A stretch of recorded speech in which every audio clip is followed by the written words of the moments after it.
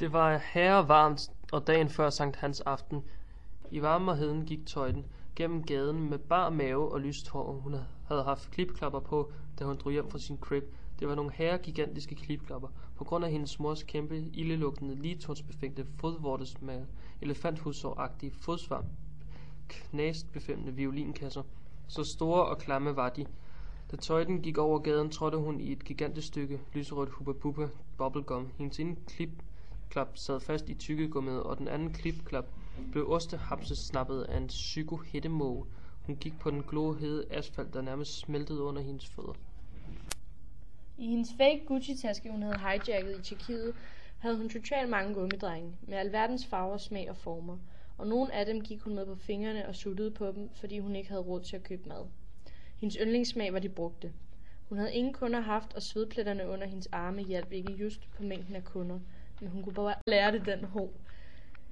Naren, der stod på altanen ovenover hende og røg en joint, askede ned i hendes lange, blonde, spaltede, fedtede, lussebefængte paryk.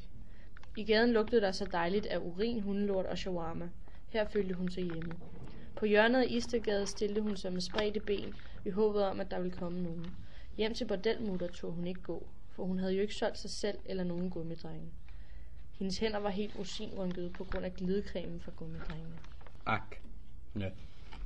En enkelt kunde kunne gøre godt. Kunne hun bare finde nogle liderlige drenge. Hun åbnede en ny pakke kondomer. Det sagde rutsch, og det sprøjtede ud med den lunkne, klæbrige, klare glidecreme. Tøjden mindes episoden i sommerhuset med onkel Jørgen. Men ligesom der kom en bil kørende, fløj kondomet ud af hånden på hende, og der forsvandt mindet om onkel Jørgen. Hun måtte åbne en ny pakke. Den duftede af citronmåne. Hun blev nødt til at smage på gummidrengen. Hun kunne se guldbæren for sig, og kunne pludselig lugte de praktiske snegleboller og citronmåner. Pludselig hoppede en citronmåne ned fra disken og løb hen imod hende. Nu havde hun totalt frøder på. Nu var hættemånen der krafthelvede igen, og den ostehapsede snapsede gummidrengen lige ud af hånden på Tøjden. Endnu en gang fiskede hun ned i den fake Gucci-taske efter en ny gummidreng. Hun åbnede pakken og drømte, at hun lå på sengen i bordelmutters crib ved siden af den dejligste, store, dunkende lem. Ligesom hun skulle til at røre den prægtige flagstang, forsvandt drømmen, for gummidrengen var pist forsvunden. Pludselig kunne hun mærke en våd klat i hovedbunden. Så kom hun i tanke om dengang hendes mormor Læderlone havde fortalt hende, at hver gang en måge skider dig i hovedet, er der en, der dør. Hun fiskede igen ned i hendes fake Gucci-taske, og denne gang fik hun lyst til noget luksus, hanky-panky. Rutsch, sagde pakken igen, da den blev revet op. Så hun HCA for sig.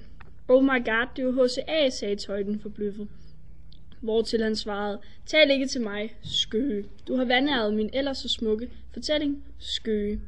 I overraskelse fra at have set HCA kom hun til at sluge gummidrengen. Hun nåede at få hostet den op, inden den kvalte hende. Tøjden smed resten af kondomerne efter den homoseksuelle forfatter HCA. Hun tænkte, at han nok kunne få brug for dem, for AIDS er jo ligesom i omløb, ikke? Nu havde Tøjden hverken penge eller kondomer, så nu var hun fucked.